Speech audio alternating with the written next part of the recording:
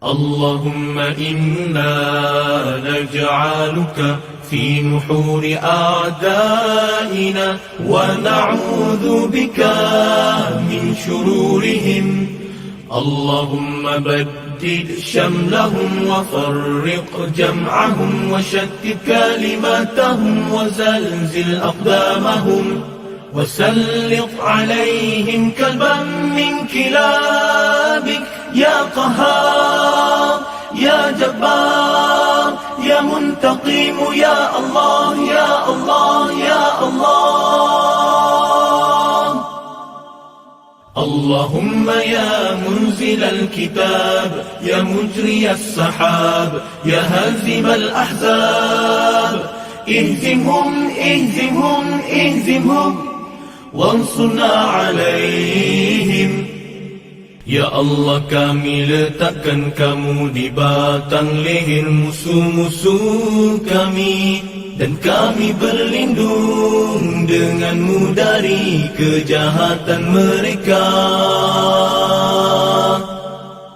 Ya Allah, hancurkan kumpulan mereka. Ya Allah, pecahkan pakatan mereka. Ya Allah, leburkan pendirian mereka. Ya Allah, musnahkan langkah mereka.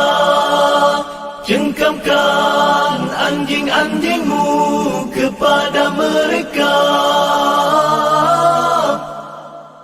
Ya Allah yang maha memaksa, Ya Allah yang maha perkasa, Ya Allah yang maha membalas, Ya Allah, Ya Allah, Ya Allah. Yang turunkan kitab, yang gerakan awan, yang tewaskan tentera azab. Kalahkan mereka, kalahkan mereka, kalahkan mereka, dan kemenangan untuk kami.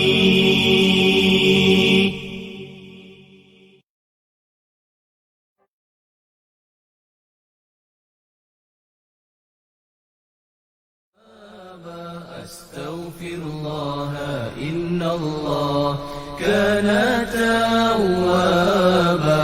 Astaghfirullah, innallah kana tawwaba. Astaghfirullah, innallah kana tawwaba. Astaghfirullah, innallah kana tawwaba. Astaghfirullah, innallah kana tawwaba. Astaghfirullah, innallah kana tawwaba. Astaghfirullah, innallah kana tawwaba. Astaghfirullah, innallah kana tawwaba. Astaghfirullah, innallah kana tawwaba. Astaghfirullah, innallah kana tawwaba. Astaghfirullah, innallah kana tawwaba. Astaghfirullah, innallah kana tawwaba. Astaghfirullah, innallah kana tawwaba. Astaghfirullah, innallah kana tawwaba.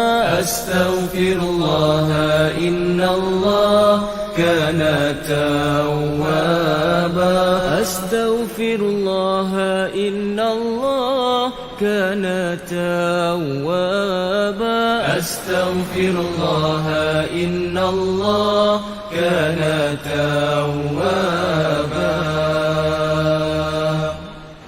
Astaghfirullah, innallah kana tawwaba. Astaghfirullah, innallah كان توابا أستغفر الله إن الله كان توابا أستغفر الله إن الله كان توابا أستغفر الله إن الله كان توابا أستغفر الله إن الله كان توابا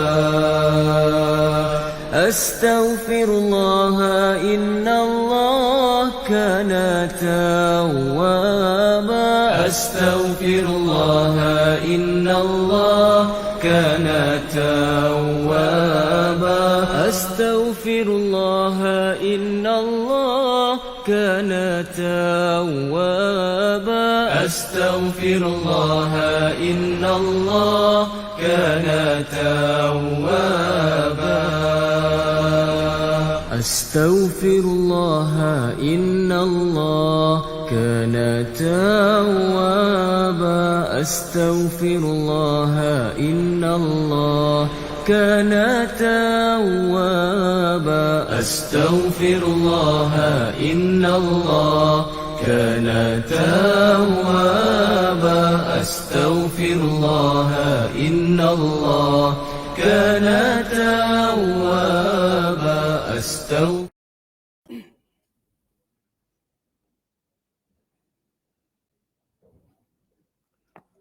أعوذ بالله السميع العليم من الشيطان الرجيم.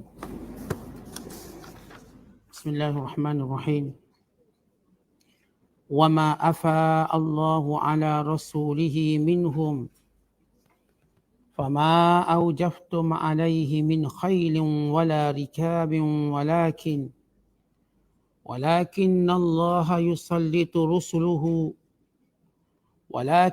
الله يسلط رسله على من يشاء والله على كل شيء قدير. ما أفاء الله على رسوله من أهل القرى فلله وللرسول ولذي القربى واليتامى والمساكين وابن السبيل كي لا يكون دولة بين الأغنياء منكم وما آتاكم الرسول فخذوه وما نهاكم عنه فانتهوا واتقوا الله إن الله شديد العقاب. للفقراء المهاجرين الذين أخرجوا من ديارهم وأموالهم يبتغون فضلا من الله ورضوانا وينصرون الله ورسوله أولئك هم الصادقون. والذين تبوأوا الدار والإيمان من قبلهم يحبون من هاجر إليهم ولا يجدون في صدورهم حاجة مما أوتوا ويؤثرون على أنفسهم ولو كان بهم خصاصة ومن يوق شح نفسه فأولئك هم المفلحون. والذين جاءوا من بعدهم يقولون ربنا اغفر لنا ولإخواننا الذين سبقونا بالإيمان ولا تجعل في قلوبنا غلا للذين آمنوا ربنا إنك رؤوف رحيم. Sadaqallahul Azim.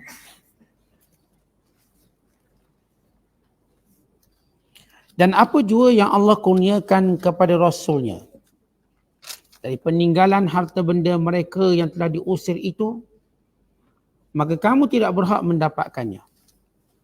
Kerana kamu tidak memecut seekor kuda pun dan tidak menunggang seekor unta pun untuk berperang mengalahkan mereka.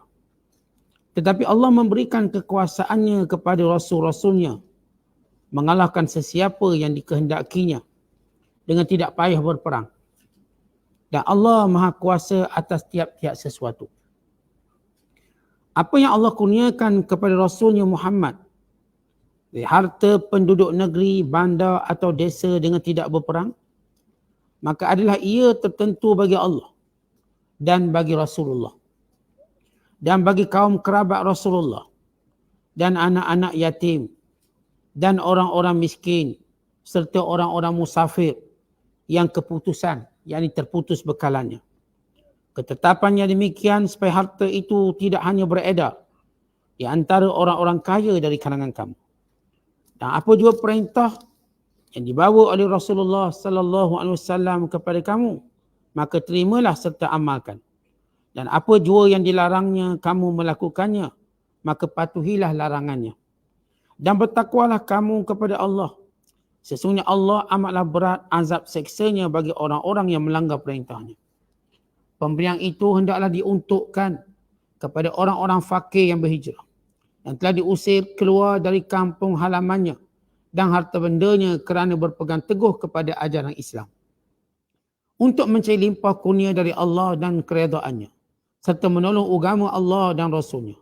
Mereka itulah orang-orang yang benar imannya dan amalnya. Dan orang-orang Ansar yang mendiami negeri Madinah serta beriman sebelum mereka mengasihi orang-orang yang berhijrah ke negeri mereka, dan tidak ada pula dalam hati mereka perasaan berhajatkan apa yang telah diberi kepada orang-orang yang berhijrah itu. Dan mereka juga mengutamakan orang-orang yang berhijrah itu lebih daripada diri mereka sendiri, sekalipun mereka dalam keadaan kekurangan dan sangat-sangat berhajat. Dan ingatlah, siapa yang menjaga serta memelihara dirinya daripada dipengaruhi oleh tabiat bakhilnya, maka merekalah orang-orang yang berjaya. Dan orang-orang Islam yang datang kemudian daripada mereka berdoa dengan berkata, wahai Tuhan kami, ampunkanlah dosa kami dan dosa saudara-saudara kami yang mendahului kami dalam iman, dan janganlah engkau jadikan dalam hati kami perasaan hasad, dengki dan dendam terhadap orang-orang yang beriman. Wahai Tuhan kami, sesungguhnya engkau amat melimpah belas kasihan dan rahmat-Mu. Masih lagi kita berada dalam penafsiran surah Al-Hashr. Surah yang ke-59 pada juzuk yang ke-28 bermula ayat ke-6 sehingga ayat ke-10. Surah Al-Hashr juga dinamakan sebagai surah Bani An-Nadhir. Sebagaimana kita kisahkan semalam, bagaimana Bani An-Nadhir yang telah dihalau keluar daripada kota Madinah disebabkan pengkhianatannya kepada Nabi sallallahu alaihi wasallam dan keinginannya untuk membunuh baginda sallallahu alaihi wasallam. Dan Bani Nadhir, bila mana mereka meninggalkan bumi Madinah, jarak perkampungan Bani Nadhir dengan Madinah Al-Munawwarah sekira-kira 2 batu, punya hampir 4 km.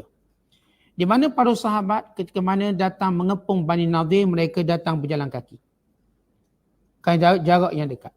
Melainkan Nabi SAW yang menunggang unta. Nabi je yang menunggang.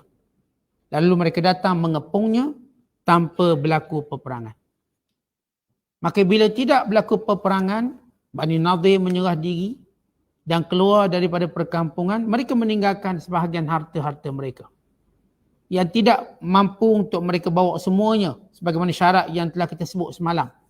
Mereka keluar daripada Madinah dengan 2 syarat. Yang pertama, tidak membawa senjata. Yang kedua, tidak boleh membawa harta melainkan apa yang boleh diletakkan, dibawa oleh kenderaan-kenderaan mereka. Lalu apa yang mereka tinggalkan menjadi milik umat Islam. Dan harta itu dikategorikan sebagai al-fai'.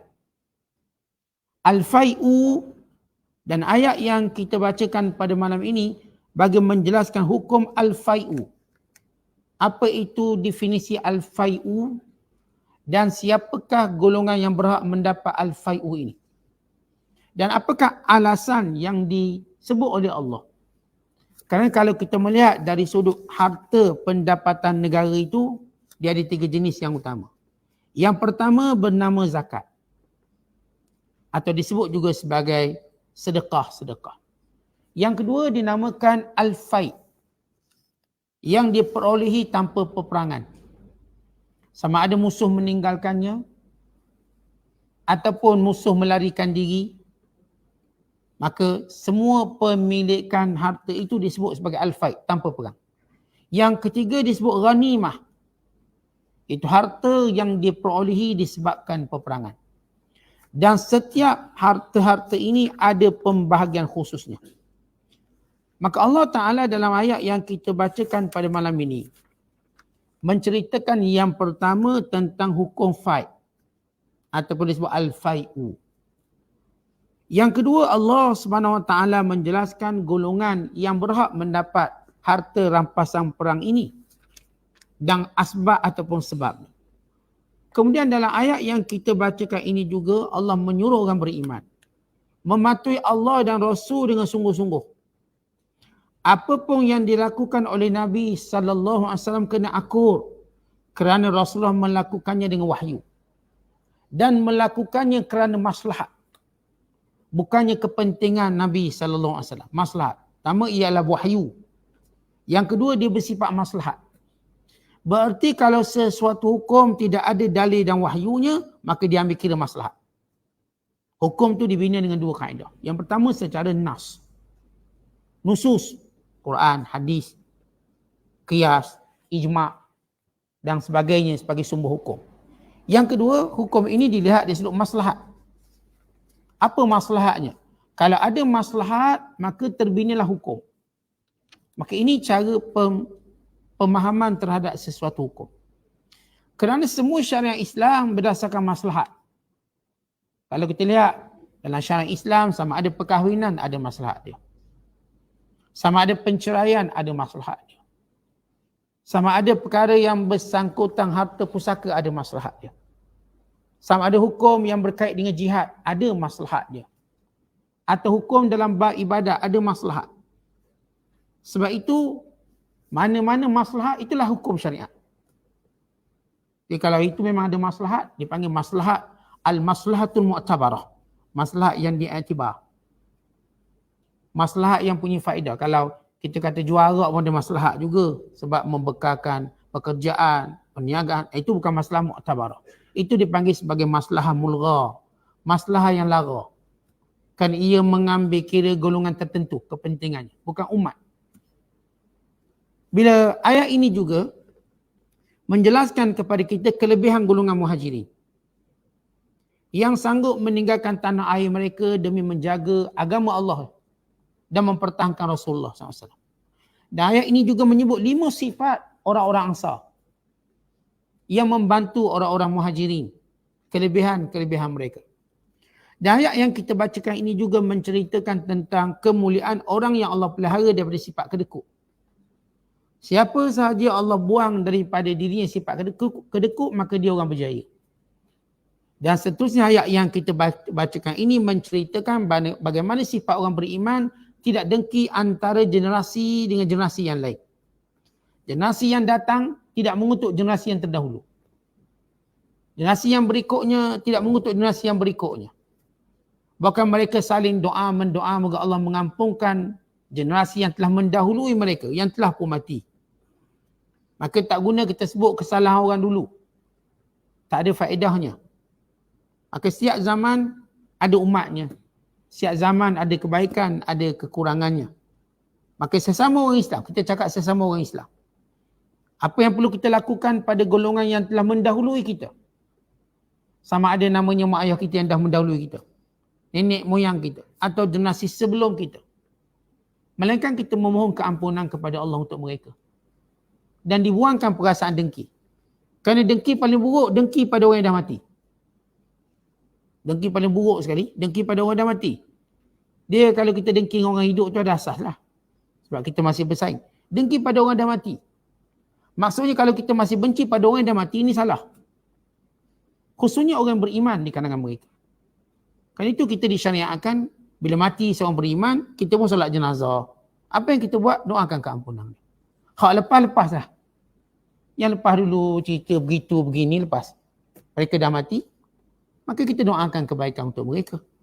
Sebab kita juga mungkin ada kesalahan yang sama macam mereka. Lalu kita mati, supaya generasi yang berikutnya juga buat benda yang sama. Mohon ampun untuk kita. Yang kita salah dulu, yang kita silap. Kerana sifat orang beriman saling nasihat menasihati. Contoh kita tak nak tengok pun mana-mana orang Islam masuk neraka. Kita tak nak tengok. Kita nak suruh semua orang Islam masuk syurga. Semua orang beriman masuk syurga. Kerana itu kita nak, kalau kita tak mampu buang dengki kita masih hidup. Kemarahan kita waktu hidup. Kita buang di ketika mana mereka dah mati. Dah mati, matilah. Nak cerita benda lagi. Maka ini yang Allah ajar pada orang beriman. Ini antara intisari ayat-ayat yang kita bacakan. Bila Allah Ta'ala menyatakan pada penafsiran pertama kita, wa ma afa Allahu ala rasulihi minhum, apa yang Allah Ta'ala berikan kepada Rasulnya daripada apa yang ditinggalkan oleh orang kafir Bani Nadir, maka ia adalah milik Nabi SAW. Fama aujaftum alaih, kerana kamu tidak perlu bersusah payah mendapatkannya, min khailin wala rikab, kamu tak ada tunggang kuda, kamu tidak membawa apa-apa persiapan. Maksudnya dalam kepungan Bani Nadir kamu tak ada kos.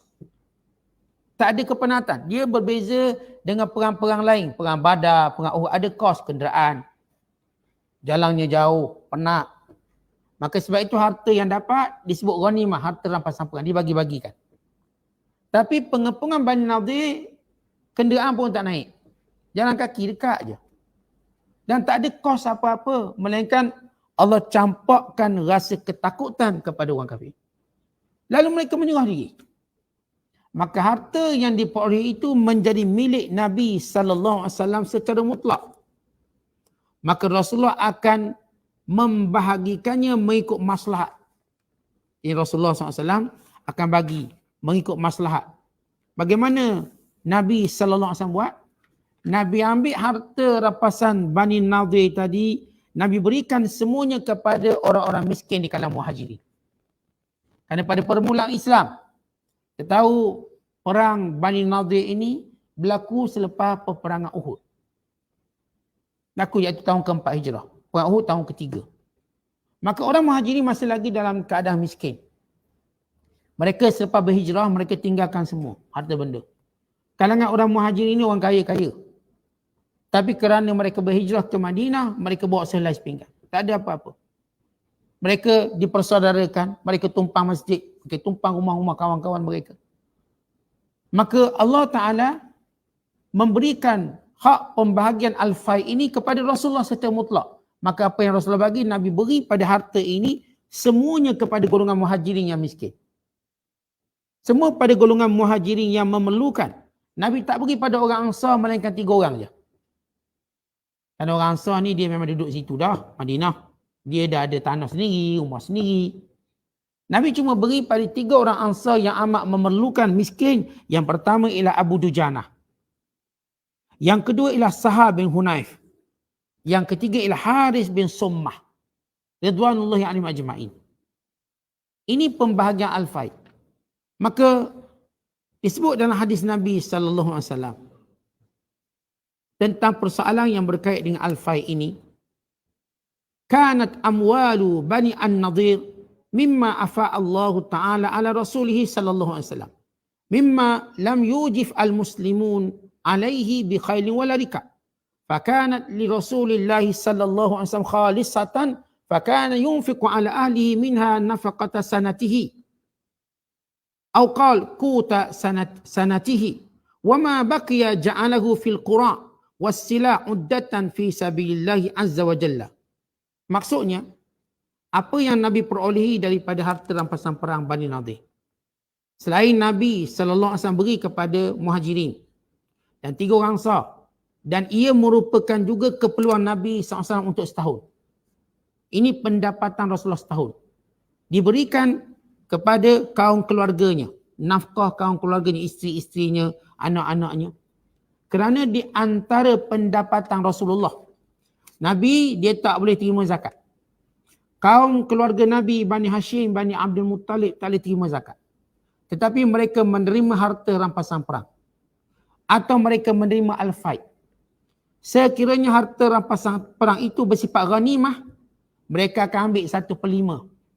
1/5 ini Rasul akan bagikan pada kaum keluarganya dan bagi kepada golongan fakir, miskin, ibnu sabil, golongan-golongan anak yatim, ada 4 golongan. Dan 4/5 lagi Rasulullah bagi kepada orang yang berperang. Tetapi kalau harta itu al-fai, maka Rasulullah SAW akan mengambil sebahagiannya 1/5 dan 4/5 lagi dibagikan kepada 4 golongan asnaf pembagian al-fai.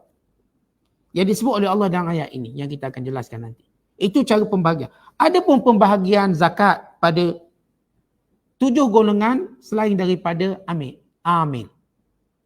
Kalau zakat maklum. Sebagaimana kita baca surah At-Taubah ayat yang ke-60. Tentang golongan zakat. Dia ada 7 asnaf. Kita tak ambil kira asnaf amil. Kerana amil ni setengah ulama kata dia tak sebut asnaf. Dia disebut ialah golongan ini dia akan mendapat upah berdasarkan kerja dia. Kalau amil ini sudah dibayar gaji oleh kerajaan, maka dia tak akan ambil apa-apa.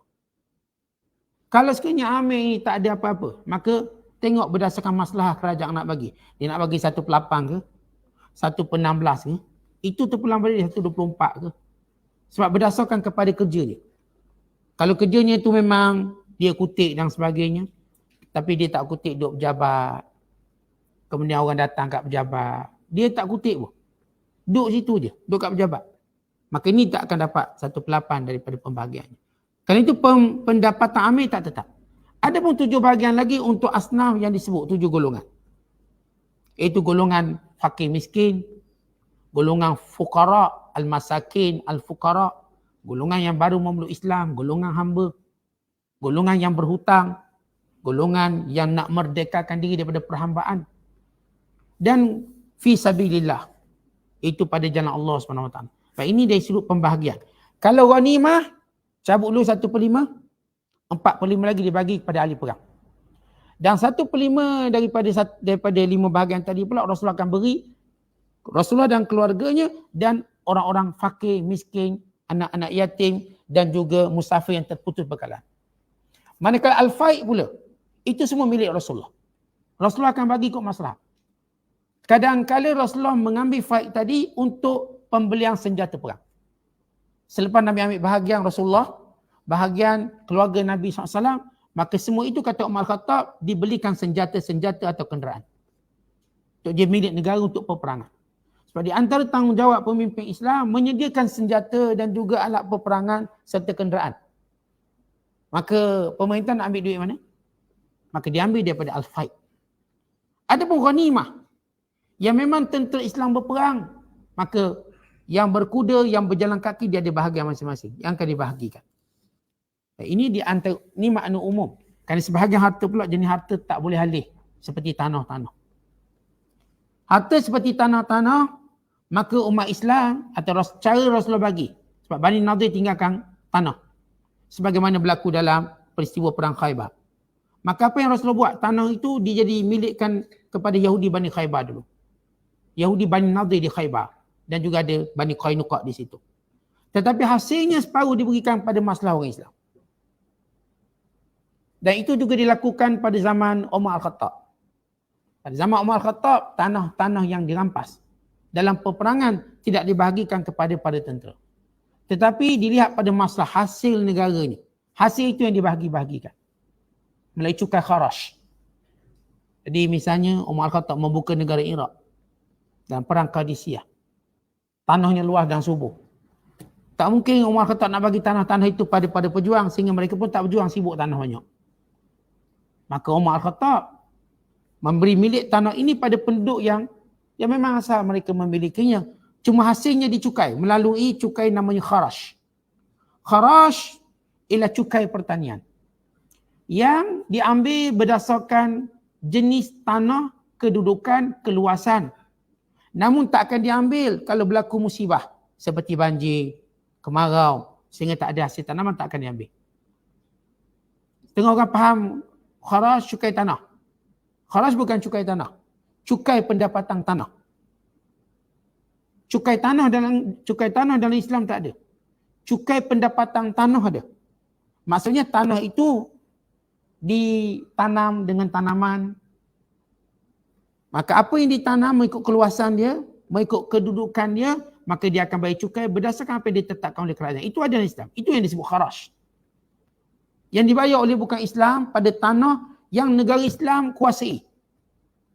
Kerana kerajaan Islam tak akan ambil tanah tu, penduduk tu makmurkan. Tak ada masalah. Mereka ni pandai pengurusan tanah tersebut. Tapi cukainya, kharaj, akan diberikan ke Baitul Mal dan diberikan kepada para mujahidin yang berperang.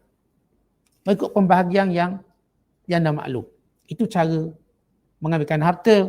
Rampasan musuh ini ada yang boleh dialih, ada tak boleh alih. Tanah tak boleh alih. Yang boleh alih, maka begitu cara dia.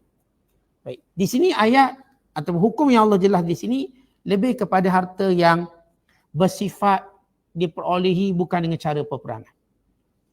Dan kalau kita lihat secara sejarah, bagaimana Nabi SAW memperolehi harta-harta yang tanpa peperangan ini dalam beberapa siri kepungan, seperti kepungan Bani Qainuqa, seperti kepungan Bani Nadir, seperti kepungan Bani Quraizah, demikian juga satu kawasan namanya Fadak, dan demikian juga Khaybar, demikian juga perkampungan Urainah dan perkampungan Yambu'. Ini semua perkampungan-perkampungan yang tidak berlaku perang. Musuh menyerah. Disebut sebagai harta fight. Dan harta fight kita dah sebut tadi, diserahkan pada Rasulullah secara mutlak. Dan Nabi akan meletakkan kepentingannya pada siapa? Orang miskin, kepada orang yang boleh masak. Bukan dia beri pada orang yang berperang. Kerana tidak ada tenaga yang digunakan. Tapi kalau perang, yang disebut ghanimah, maka diberi pada orang yang berperang. Itu pembahagiannya. Kata Allah Ta'ala, Ma afa Allah ala rasulihi min ahlil qura. Apa yang Allah berikan kepada Rasulnya daripada harta rampasan. Mana-mana penduduk negeri. Falillah, maka ia milik Allah. Walil Rasul, dan milik Rasul. Bila sebut milik Allah, ini hukum Allah. Walil Rasul. Hukum Allah di sini memberi maksud Rasulullah akan bagi mereka apa yang Allah perintahkan. Walil Rasul, dan milik Rasulullah dan keluarganya. Yang saya dah sebut antara pendapatan Rasulullah itu perang. Nabi memperoleh, Nabi tak terima zakat. Nabi tak dibayar gaji. Nabi tak ada kerja, dibayar gaji tak ada. Kalau pemimpin sekarang kerja, bayar gaji. Sebulan berapa sebulan. Rasulullah tidak. Rasulullah tak ada gaji bulanan. Dan Rasulullah ada isteri-isterinya. Rasulullah ada anak-anaknya. Rasulullah ada tanggungannya. Maka sebagai ketua negara, Rasulullah SAW tak diberi pendapatan tetap. Tapi pendapatan itu berdasarkan apa yang Allah tetapkan. Iaitu daripada harta perang. Sama ada al-faid yang Rasulullah akan dapat semuanya. Dan Nabi akan bahagikan kepada dengan keperluan Rasulullah setahun. Itu Nabi dapat income setahun. Lepas tu ada di antara isteri Rasulullah, Nabi siapkan bekalannya untuk setahun. Sebagaimana hadis riwayat Ummu Salamah radhiyallahu ta'ala anha. Nabi letak ni untuk makanan setahun. Tapi setahun Rasulullah bagi tak macam setahun kita. Bukan setahun kita pun tengok peti yang mungkin panjang 20 meter, 30 meter. Bukanlah setahun tak? Dan Rasulullah setahun, kita pun setahun juga. Letak ikan setahun, udang setahun, ketang setahun, sayur setahun. Setahun masuk setahun di sini tuan-tuan sekalian. Dengan situasi itu, Rasulullah menyimpan gandum dan juga kurma. Macam kita simpan beras lah, beras setahun. Kita sekarang kalau sebut makanan setahun ni bukan simpan beras. Frozen. Simpan frozen. Siap kerupuk lekor setahun. Karipak gulung setahun. Itu kita punya sebut bila sebut nafkah setahun. Rasulullah yang dimaksudkan setahun ialah gandumnya, kurmanya. Letak setahun. Kadang-kala rumah-rumah isteri Nabi tak ada apa-apa. Ada air. Kadang-kala ada. Ada untuk setahun. Dan ini menunjukkan bahawa menyimpan makanan tidak menafikan makna tawakal. Kerana manusia yang menjadi contoh tawakal kita baginda SAW. Jadi kalau kita simpan makanan, ni tak kuat tawakal. Baru tak ajar buat tawakal. Tak payah tak simpan apa-apa. Tak simpan tak ada masalah. Kita simpan duit pun tak ada masalah. Maksud tawakal ni kita tak bergantung pada benda tu. Walau usaha kita ke arah tu. Bergantung tidak. Kita tahu Allah boleh ambil bila-bila masa. Kita tahu kesihatan kita. Anytime Allah boleh ambil. Harta kita anytime Allah boleh ambil. Yang saya pernah cerita pada tuan-tuan seorang, dia terlupa password dia. Dia rugi satu malam 200 juta. Terlupa password. Ketika mana dia punya saham dia tu naik, dia pun nak jual tapi dia lupa password. Dia beli Bitcoin. Geng-geng Bitcoin lah ni. Tiba naik harga Bitcoin. Dia pun nak jual, dia ada password. Dia lupa password. Dan malam berlalu dan dia rugi 200 juta. Sebab beberapa hari lepas tu turun dia harga. Satu malam. Di situ kita belajar, kita tak tawakal. Pada harta kita ikhtiar. Tawakalnya pada Allah. Harta itu sebab. Jadi Rasulullah SAW pernah menyimpang untuk setahun. Sebagai pendapatan daripada al-faid. Kemudian kata Allah SWT. Walidil kurba, dan untuk kaum kerabat Rasulullah. Kaum kerabat ni Bani Hashim, Bani Abdul Muttalib. Kita dah sebut Bani Hashim, Bani Abdul Muttalib, dia tak boleh terima zakat walau dia miskin macam mana pun. Dia tak boleh terima sedekah, dia cuma boleh terima hadiah. Contoh hadiah ni berapa orang nak beri dia hadiah? Sebab kita tak beri hadiah melainkan orang kita sayang. Orang yang kita tak sayang, kita beri sedekah. Cenderung beri sedekah daripada hadiah. Keluarga Rasulullah tak boleh terima sedekah. Maka mereka mendapat daripada harta rampasan perang. Ada pun zaman kita sekarang. Kerana tiada peperangan. Sebahagian para ulama mutaakhirin berijtihad bahawa keturunan Rasulullah boleh menerima zakat. Dulu memang tak boleh. Sekarang, ni tuan-tuan keturunan Rasulullah ni ada yang miskin. Miskin sungguh. Miskin. Tak ada harta. Yang janda ke, yang duda ke, yang bujang ke. Kalau kita kata mereka ni tak berhak dapat mana-mana sedekah, teruklah mereka. Kita kata dia kerjalah. Kerja pun tak akan. Tuan-tuan, kerja bukanlah kita katakan satu perkara yang mencukupkan secara mutlak. Kalau dengan kerja cukup duit kita belaka, tak ada isu kemiskinan. Kerana semua orang kerja.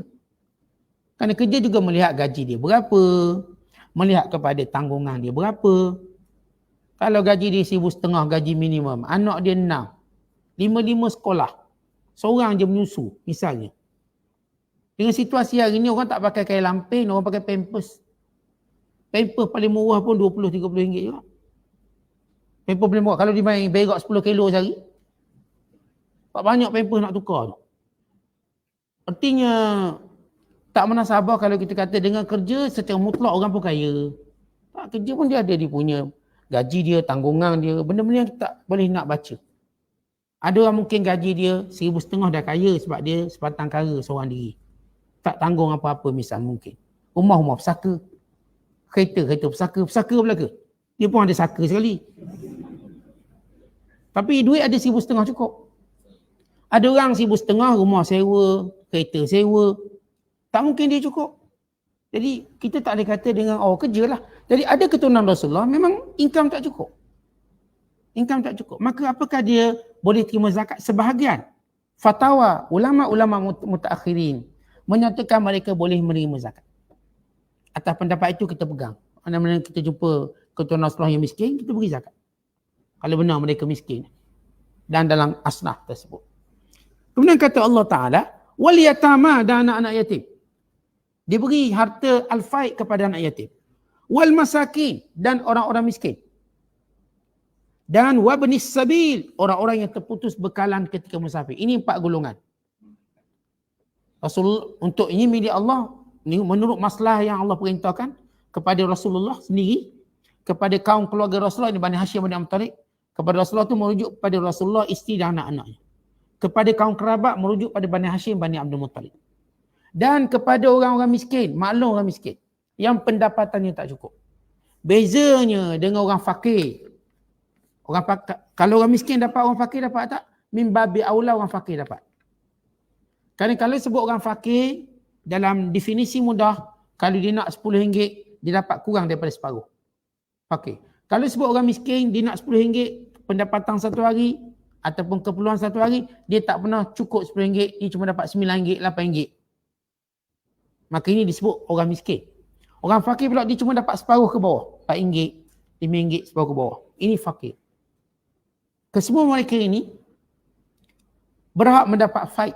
Dan wabnis sabil. Apa maksud ibnus sabil? Yang ni musafir terputus bekalan. Tuan-tuan, bila kita musafir, kita tak mungkin bawa duit kita semua. Tak mungkin kita tinggal lah sebahagian kat negara kita. Di sepanjang perjalanan mungkin dompet hilang, mungkin kena curi, mungkin kena scam, mungkin. Mungkin kuda hilang. Kalau zaman dulu lah kuda hilang, unta hilang. Kerana berlaku malapetaka. Kalau zaman sekarang, kalau kita musafir, tiba-tiba wallet hilang. Atau tiba-tiba berlaku sesuatu musibah, dia duduk negara orang. Kita terputus bekalan, maka berhak mendapat al-faid. Di samping juga berhak mendapat zakat.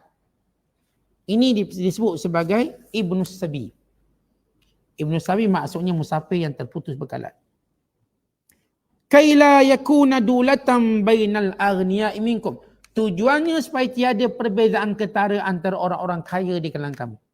Baik, kenapa golongan ini diberi orang miskin, orang musafir? Tuan-tuan, dalam Islam, kita tak mungkin menghapuskan golongan miskin.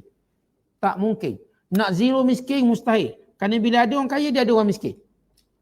Itu automatik. Dia macam kalau ada lelaki, dia ada perempuan. Ada perempuan, ada lelaki-lelaki. Tapi untuk menghapuskan miskin tegar, mungkin. Kalau kita katakan kita punya kempen menghapuskan miskin tegar, itu mungkin. Tapi menghapuskan orang miskin itu tak boleh. Mustahil. Ada orang kaya, ada orang miskin. Dia ada orang cerdik, dia ada orang bodoh. Dia ada orang kuat, dia ada orang lemah. Dia ada juara, dia mesti ada yang kalah. Contoh kita kalau sebut berlawan, bola, walau kuat macam mana pun, satu akan kalah. Sama juga dalam bab harta. Bila seorang tu kaya, satu lagi jadi miskin. Dia automatik. Maka dalam Islam, Islam tidak mahu ada satu dipanggil fajwah, suatu jarak yang jauh antara orang miskin dan orang kaya. Biarlah sekurang-kurangnya orang miskin ini, kalaupun dia tak kaya, dia tak jauh ketinggalan daripada apa yang orang kaya ada. Contoh, orang kaya ada kereta. Tapi orang kaya ni kereta dia power-power lah. Orang miskin juga ada kereta. Walaupun kereta dia bawah sikit. Kerana tujuannya sama, semuanya sampai kat Kuala Lumpur. Kalau pergi Kuala Lumpur lah. Semuanya akan sampai balik kampung. Dia balik kampung tu yang kereta power pun sampai, kereta tak power pun sampai. Kalau jam, sama-sama sampai. Artinya itu disebut sebagai fajwah. Itunya dia punya jarak. Kalau orang kaya makan, orang miskin juga boleh makan. Tak mungkinlah orang kaya makan lobster. Lobster lah orang kaya ni, tak makan udang biasa. Orang miskin boleh makan juga udang. Walaupun bukan lobster. Rasa macam udang juga. Artinya dia boleh makan. Yang ni orang kaya boleh makan ikan. Dia makan ikan paus. Makan ikan jerung. Dia orang Jepun dia makan ikan paus. Orang kaya-kaya dia. Tak makan ikan biasa, ikan paus. Makan ikan apa ni, ikan tuna. Ni orang miskin dia makan ikan juga. Dia mungkin makan ikan tuna frozen. Misalnya. Boleh juga dia makan. Artinya tak ada fajwah. Dia boleh makan. Kalau sekiranya orang kaya boleh ada rumah. Yelah orang kaya rumah dia tinggi lah, ada lift. Dia tu mungkin 3 tingkat, 7 tingkat. Orang miskin dia pun ada rumah walaupun rumah dia tak ada lift. Dia pakai dukung je, tak apa. Artinya dia juga ada rumah. Orang kaya ada tanah. Tanah orang kaya ni banyak lah, 8 ekar, 10 ekar. Orang miskin ada tanah juga, lok rumah. Okey lah dia ada tanah. Orang miskin dia boleh berkebun, orang kaya dia boleh berkebun. Dia tanam macam-macam. Musangking, apa ni, blackthorn, dia tanam. Orang miskin dia boleh tanam juga serai, daun pandang, tanam juga. Dia boleh dia buat benda orang kaya buat walau beza tu berlaku. Maka ini panggil mengurangkan fajwah. Jangan orang kaya ada rumah, orang miskin tak ada rumah. Maka itu memang tegar nama dia. Jangan orang miskin, orang kaya ada kenderaan, orang miskin tak ada kenderaan. Itu tegar nama dia. Jangan orang kaya boleh makan siapa buang dalam tong, orang miskin tak ada makanan. Itu tegar namanya. Jangan orang kaya banyak kerja dia. Macam-macam kerja dia. Orang miskin langsung tak ada peluang kerja. Maka itu tegar nama dia. Itu masuk fajwah. Artinya orang miskin, dia ada rumah tak ada. Dia duduk rumah flat ke, kosong dia ada rumah. Berteduh anak-anak dia berteduh. Hujan, panas, berteduh. Dia ada kendaraan ada. Walau kenderaan saya kata taklah canggih macam orang kaya, tapi dia ada kenderaan. Bukan dia boleh sampai tempat dia nak tanpa susah. Kalau dia tak ada kenderaan, kerajaan menyiapkan kenderaan awam. Bas ke, kereta api ke. Macam kita tengok negara-negara maju, mereka meningkatkan kenderaan awam ataupun pengangkutan awam. Akhirnya orang kaya pun guna pengangkutan awam sebab cepat. Maka dia mengurangkan fajwah. Dia kalau tengok negara maju seperti Jepun, dia tingkatkan kenderaan awam dia. Pengangkutan awam. Orang kaya macam mana pun, dia pun tetap naik kenderaan pengangkutan awam tadi. Kerana efisiennya laju. Bila kereta api bawa 400 km sejam, atas jalan raya tak boleh bawa. Baik naik kereta api. Kelajuan dia. Dan mereka boleh pergi sana, pergi sini tanpa sekat. Setiap kat bandar mereka nak pergi ada stesen-stesen dia. Dia buat apa naik kereta susah parking. Jadi akhirnya orang kaya pun sama orang miskin menggunakan kemudahan tadi. Maka ini dinamakan Islam menjauhkan jarak ke tadi. Artinya melarang daripada dijauhkan jarak. Biar dekat. Ini disebut oleh Allah. Likaila yakuna dulatan bainal aghniya minkum. Supaya tiada jarak antara orang miskin dengan orang kaya. Jadi ini tuan-tuan adalah kita katakan tanggungjawab negara. Negara mesti memastikan orang miskin tak terlalu jauh daripada orang kaya. Mereka dapat menikmati. Artinya kalau kita ada tempat-tempat pelancongan lah. Kita kan ada tempat zoo negara. Orang kaya boleh masuk lah RM50. Orang miskin pun bagilah dia masuk juga. Kenakan yuran dia murah sikit, RM20, dia pun masuk RM10. Jadi ada kelonggaran di situ. Sebab orang miskin pun dia pun nak tengok badak sumbu juga. Dia pun nak tengok harimau juga. Dia orang macam kita. Tak ada bezanya. Dia nak menikmati.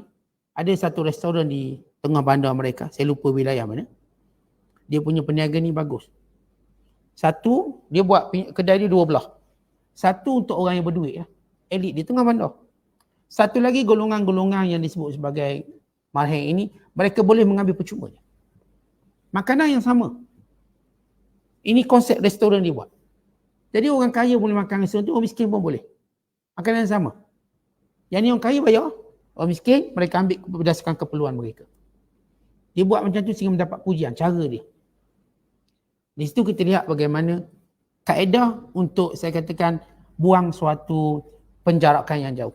Jadi saya kata orang miskin pun dia pun nak melancong juga.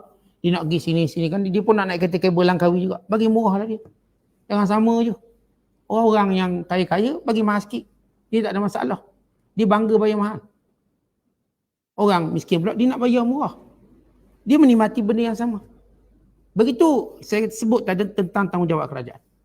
Pemerintah. Kemudian kata Allah, "Wa ma ataakumur rasul fakhudhuh." Apa yang Rasulullah tunjukkan, maka ikutlah. "Wa ma nahakum anhu fantahu." Apa yang Rasulullah larang, maka tinggalkan. "Wattaqullah." Takutlah pada Allah. Sesungguhnya Allah itu maha keras azab siksaannya. Berhubung dengan ayat ini, diriwayatkan dalam hadis Sahih Bukhari, bila Rasulullah menyatakan, "La'anallahu ta'ala washimat wal mustawshimat wal mutanammisat wal mutafallijadil hasan wal mughayyiratil khalqillahi azza wa jalla." Allah melaknat orang-orang yang membuat tatu dan meminta dibuat tatu. Orang-orang yang mencukur keningnya dan orang-orang yang menjarakkan giginya, yang mengubah ciptaan Allah. Maka hadis ini sampai kepada seorang perempuan daripada Bani Asad. Namanya Ummu Ya'qub dan dia ni ahli Al-Quran. Maka dia pun mendatangi orang yang membaca hadis ini, iaitu Ibnu Mas'ud radhiyallahu ta'ala anhu. Dia mendatanginya. Lalu dia berkata, "Balagani annaka qulta kaita wa kaita." Faqala, "Ma li la al'anu man la'ana Rasulullah sallallahu alaihi wasallam." Aku dapat tahu kamu melaknat fulan bin fulan, fulan bin fulan. Kamu sebut hadis tentang laknat. Lalu kata Abdullah bin Mas'ud ini, "Bagaimana aku tidak melaknat apa yang Rasulullah sendiri laknat?" Dan ia berada, dalilnya ada dalam Al-Quran. Lalu kata perempuan ini, "Aku dah baca lama Quran. Aku tak jumpa pun ayat yang kata laknat orang yang buat tatu, minta buat tatu, yang mencukur kening, yang menjarakkan gigi. Aku tak jumpa dalam Quran. Aku tak jumpa. Macam mana kamu kata golongan ini dilaknat oleh Nabi SAW? Tak mana dalil dia." Lalu kata Abdullah bin Mas'ud, "In kunti qara'ti faqad wajadti ama qara'ti." Kalau kamu betul-betul baca Quran, kamu jumpa bahawa Rasulullah melaknatnya. Kalau betul kamu baca Quran. Lalu Abdullah bin Mas'ud pun baca ayat ini. "Wa ma ataakumur rasulu fakhudhuh." Apa yang Rasulullah suruh, maka ambil. "Wa ma nahakum anhu fantahu." Apa yang Nabi larang, maka tinggalkan. Dan ini antara benda yang Nabi suruh dan Nabi larang. Artinya, hadis Nabi ialah apa yang Nabi suruh. Hadis Nabi juga ialah apa yang Nabi larang.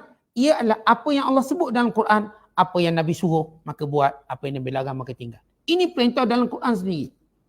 Untuk mematuhi Nabi SAW. Lalu kata perempuan ini, Ummu Ya'qub, "Bala, qal fa inna Rasulullah sallallahu alaihi wasallam naha anhu." Kata perempuan ini benar-benar. Memang betul lah. Dia tengok Quran, dia tak jumpa hukum tu. Ada hadis. Tapi Quran menyebut secara umum untuk patuh pada Rasulullah. Walaupun perintah tu tak ada dalam Quran, dia ada dalam hadis Nabi, ialah perintah Rasulullah juga. Sebagaimana dalam Quran sebut, apa yang Nabi suruh buat, apa yang Nabi larang tinggal. Kemudian Allah Ta'ala menyatakan, selepas menyebut tentang perintah ikut Allah dan Rasul. "Lil fuqara'il muhajirin alladhina ukhriju min diyarin." Orang-orang muhajirin yang tinggalkan negara mereka, tinggalkan harta benda mereka, mencari kurniaan di sisi Allah dan redha-Nya, menolong Allah dan Rasulnya, mereka lah orang yang benar. Pertama ayat ini, Allah Ta'ala memuji orang-orang muhajirin. Orang-orang yang kuat iman dia. Sehingga sanggup tinggal harta benda mereka. Untuk membantu Allah dan Rasul. Kemudian, sebab dalam pembahagian tadi kan, pada harta Al-Faid, dia beri kepada muhajirin. Takut orang Ansar ni terasa. Kenapa beri pada muhajirin? Maka Allah sebut, kenapa dia beri pada muhajirin? Mereka ni yang pertama berjuang, tinggalkan semua harta benda, mereka datang ke Madinah selai sepinggang. Maka layaklah mereka mendapat. Kemudian diikuti dengan pujian pada orang Ansar. Orang Ansar berkorban banyak, kata Allah. Walladzina tabawwa'ud dara wal imana min qablihim. Orang-orang yang sudah tetap di negeri itu daripada awal lagi. Bukan muhajirin. Ini orang-orang Ansar. Yang duduk di negeri Madinah dalam keadaan sudah pun beriman. Yuhibbuna man hajara ilaihim. Sifat mereka kedua, mereka suka orang yang berhijrah pada mereka. Artinya, orang-orang Madinah mengalu-alukan orang Mekah datang tanpa ada prejudis. Biasanya tuan-tuan, mana-mana negara dia tak alu-alukan imigran datang. Apatah lagi nak jadi warga negara. Sebab kita datang, kita rasa terancam lah. Tapi sifat orang-orang Ansar, mereka mengalu-alukan kedatangan muhajirin. Tanpa ada rasa prejudis. Wala yajiduna fi sudurihim hajatan mimma utu. Dan apa yang mereka bantu, mereka tak ada tujuan lain, niat lain. Betul-betul kerana Allah. Wa yu'thiruna ala anfusihim. Bahkan mereka sampai peringkat melebihkan orang-orang muhajirin atas diri mereka. Walau kana bihim khasasah, walaupun mereka memerlukannya. Berhubung dengan ayat ini, ada beberapa kisah bagaimana sifat orang-orang Ansar dalam melebihkan, mengutamakan orang lain. Diriwayatkan bahawa salah seorang lelaki di zaman Nabi SAW, dia menghadiahkan kepala kambing kepada jirannya dan menganggapkan jirannya lebih perlu. Manakala jirannya pula menghadiahkan kepala kambing ini pada jirannya kerana menganggap jirannya lebih perlu. Demikian sehingga 7 buah rumah, akhirnya kepala kambing itu kembali kepada orang yang mula-mula hantar. Dia pusing-pusing boleh kepada yang awal. Dia macam kita duduk makan lah. Yang ni dapat lu, dia ulung sebelah lagi dapat ke dia juga. Dia pusing macam tu. Ini kerana dia ada isar. Dan ini sifat orang muhajir, orang-orang Ansar. Dalam ayat yang lain ataupun dalam hadis yang lain, kisahnya ialah diceritakan orang-orang Ansar datang bertemu Rasulullah. Ya Rasulullah, boleh tak tanah-tanah kita nak bagi dua dengan orang muhajirin? Bagi dua boleh tak? Dia punya seronok orang muhajirin datang. Harta mereka semua nak bagi dua. Tanah bagi dua. Ni kalau ada duit pun bagi dua. Bagaimana contoh Sa'ad bin Rabi' jumpa Abdul Rahman bin Auf. Kata, wahai Abdul Rahman, aku ni orang paling kaya kat Madinah. Kita bagi dua harta. Dan aku pun isteri ada dua, kau ambil seorang. Kau pilih mana satu, aku cerai, kau ambil. Lalu kata Abdul Rahman bin Auf, moga Allah berkati harta dan isteri kamu. Aku tak nak. Tapi bagi pinjam sudah. Sahabat-sahabat Ansar yang lain pula datang jumpa Rasulullah. Suruh bagi sama rata harta mereka. Lihat bagaimana mereka mengasihi orang muhajirin. Lalu kata Nabi SAW, tak payah. Cukup apa yang kamu dapat daripada keuntungan buah-buahannya tadi, kamu cukupkan perbelanjaan orang-orang muhajirin. Tanah tu kamu punya. Rasulullah SAW buat solusinya, tak payah bagi dua lah. Tanah-tanah kamu.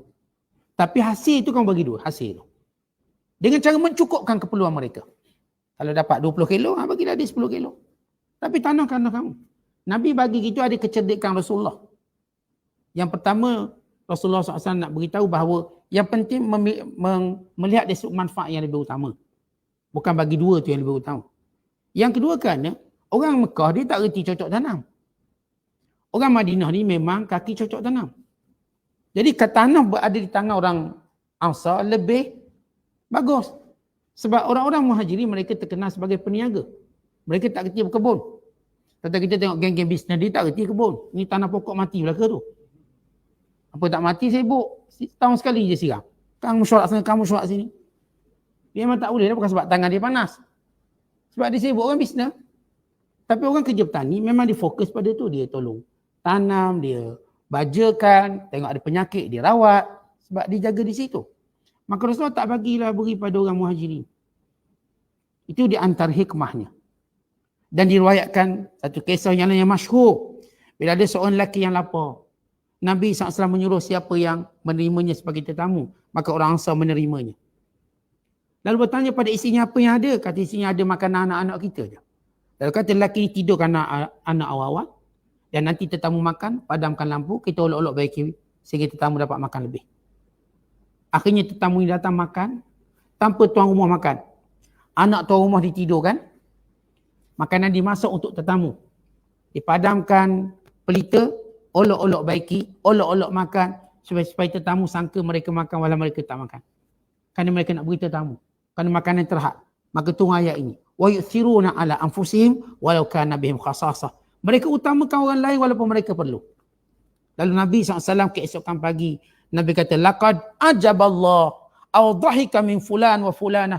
Allah ketawa melihat perbuatan kamu berdua. Allah ketawa. Maksud ketawa di sinilah Allah mengkaguminya. Memberi pahala yang besar.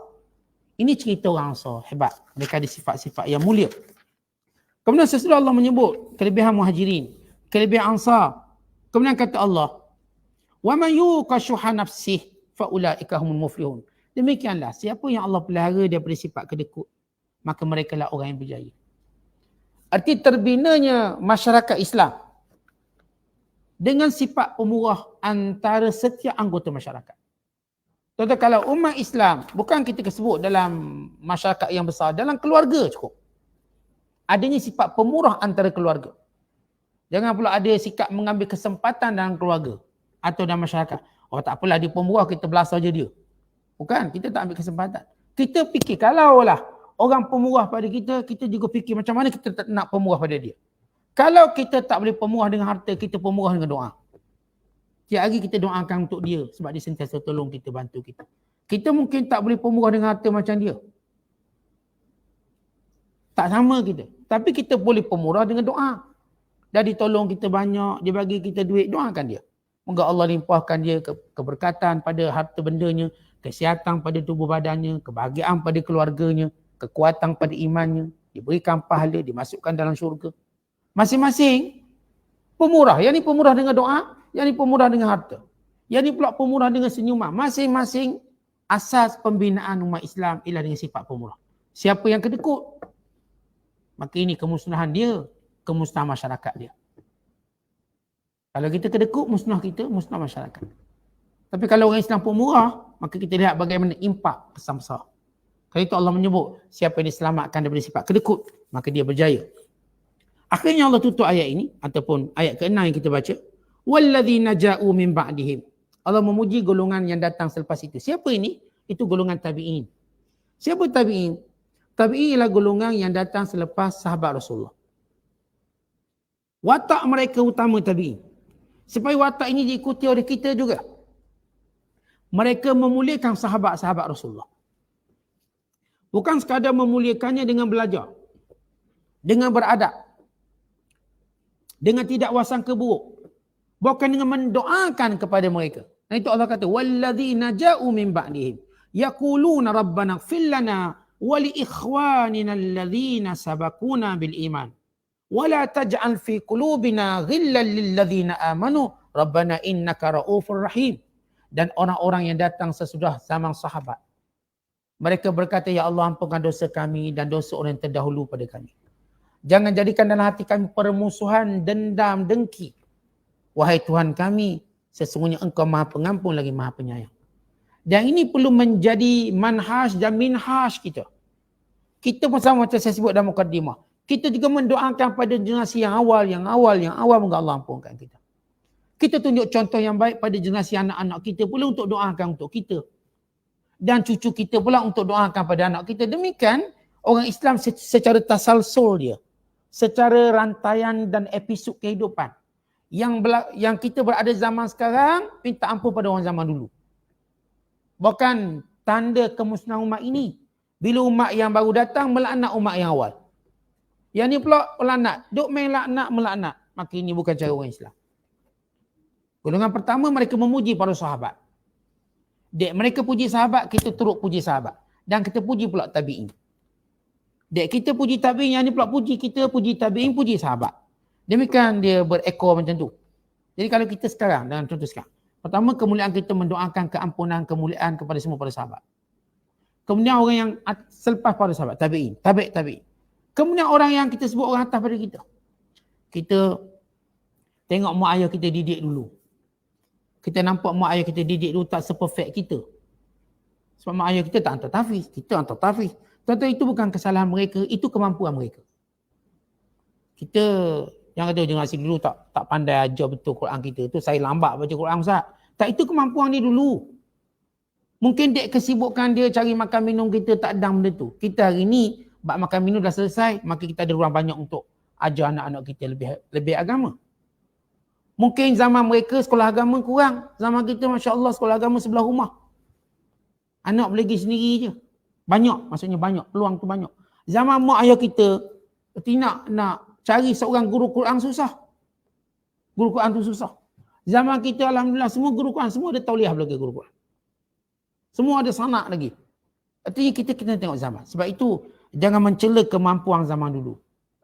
Kekurangan mak ayah kita dan mendidik kita jangan dicelanya. Tapi mohonkan keampunan untuk dia dan kita.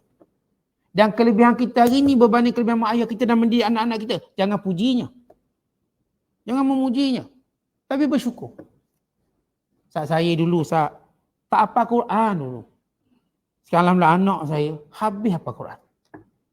Kita tengok zaman. Barangkali cucu kita pula lebih pada tu, hafal Quran, hafal hadis pula. Tapi tuan-tuan, kita tak mencela apa yang dilakukan oleh keluarga kita dahulu. Kerana saya sebut itu kemampuan dia dan kemampuan zaman dia. Kemampuan zaman kita duk cerita saya dulu mak tak bagi basikal jalan kaki. Kata itu kemampuan dia. Zaman kita sekarang kita bagi anak motor, bagi kereta, nak kereta apa? Mercedes ada, nak apa? Nak kereta ambil. Tuan-tuan, itu kemampuan berbeza. Kita tak boleh salahkan mak kita. Dan kita tak boleh jadikan kesusahan hidup kita supaya anak kita susah macam kita. Ingat dulu ayah pergi sekolah jalan kaki, mu pun jalan kaki. Dan itu salah, tak adil. Kita tak boleh samakan begitu kerana zaman berubah. Ayah dulu susah, ayah nak dapat nombor telefon, keluar universiti pun dapat. Jadi tunggu keluar universiti pun dapat. Itu tidak adil dari zaman hari ini. Kalau kita cuba jadikan anak kita berada zaman 60-an. Bagaimana kita hidup tahun 60-an? Kita lahir 60-an, anak pun kena 60-an lah. Makan nasi campur ubi. Tak boleh makan nasi putih-putih ni, tak boleh. Kita dah sekat. Jadi ini kita nama kufur nikmat. Kita boleh cerita supaya dia ambil pengajaran. Tapi dalam merasakan nikmat, rasalah nikmat hari ini. Itu tanda syukur. Dia anak-anak kita, dia kena rasa nikmat hari ini. Tetapi kita bercerita zaman dulu supaya dia bersyukur. Tapi bukan kita suruh dia rasa yang kita rasa dulu. Sebab kita yang kata macam tu pun tak nak rasa dah serik dah. Itu terpaksa lalu, bukan nak lalu. Terpaksa lalu, nak suruh jalan kaki. Ini parking pun kalau boleh dekat depan Tok Imam nak parking. Tak nak jalan jauh-jauh. Nak suruh anak jalan kaki. Artinya, tuan-tuan, kita boleh cerita kesusahan kita zaman dulu. Sebagai anak kita ambil pengajaran. Tapi kita tak suruh anak kita susah macam kita. Dan Allah bagi kita rezeki lebih, maka kita jadi hidup macam yang Allah bagi pada kita. Tapi tanpa kufur, tanpa sombong. Dan melihat betapa besarnya nikmat berbanding yang dilalui oleh mak ayah dia dulu. Zaman kita zaman sabar, zaman anak kita zaman syukur. Dan sabar dan syukur ialah pusingan hidup kita. Jangan anak kita waktu dia boleh bersyukur, kita ajar dia sabar. Ayah dulu sabar banyak, kau pun kena sabar juga. Ayah dulu nak kahwin umur 40 baru kahwin, baru cukup duit. Kita dulu. Lama kita pun tak cukup duit. Dah kita hari ni ada duit banyak. Tangguhlah anak kahwin, apa masalah? Dia nak kahwin, awak tak boleh. Sebab ayah dulu cari duit sendiri, mu pun cari duit sendiri. 40 lah. So, zaman dia maksiat kelihatan begitu jelas. Zaman kita nak maksiat tu tertutup. Zaman mereka maksiat di hujung jari. Tengok macam-macam. Dan hari ni kita kena tolong mereka kahwin. Zaman kita, tuan-tuan, kita kahwin lambat pun tak dijah apa. Bersunat pun tingkatan 5. Zaman kita lu mungkin. Artinya, dorongan tu mungkin tak kuat. Jadi kalau kita kumpul duit lama baru kahwin, itu zaman. Zaman hari ni saya katakan, kalau saya cakap kalau anak perlu. Anak tak perlu kahwin, tak payahlah. Anak perlu kahwin. Tapi duit tak ada. Dan kita punya kemampuan. Dan kita takut dia terjebak pada maksiat. Dengan suasana maksiat di hujung jari. Itu suruh kahwin. Apa kalau anak-anak kita masih kahwin? Tak ada masalah. Kita bantu dia dulu. Bantu dia dengan duit dan dengan ilmu. Beritahu dia. Nah, kita tahu bila anak-anak kita dia ajar matang, dia tahulah cari duit dia. Tapi kita tak boleh samakan. Saya dah sebut zaman kita mungkin zaman sabar, sebahagian kita. Dan anak-anak kita ajar di zaman syukur. Dan sebahagian kita pula mungkin dulu dah zaman syukur. Mak ayah dia kaya, sekarang dia susah, ajar anak dia sabar. Di zaman ini wa imma syukur atau sabar. Maka itu yang kita lalui dan itu yang kita ajar anak-anak kita lalui. Kalau anak kita berada pada posisi syukur, jangan ajar dia sabar. Ajar dia syukur. Kalau anak kita memang dalam posisi sabar, maka mantapkan lagi kesabarannya. Begitu cara kita mendidik generasi. Tapi yang paling penting, jangan pernah kita menyalahkan generasi awal. Memaki mereka. Kerana saya katakan mereka berdasarkan kemampuan mereka. Apatah lagi generasi yang paling terpuji, generasi para sahabat. Ridwanullahi anhum ajma'in. Ia merupakan generasi contoh kepada semua umat ini. Maka terlebih aula kita menjaga keaiban mereka, kemuliaan mereka dan lain-lain. Wallahu a'lam bishawab. Assalamualaikum warahmatullahi wabarakatuh.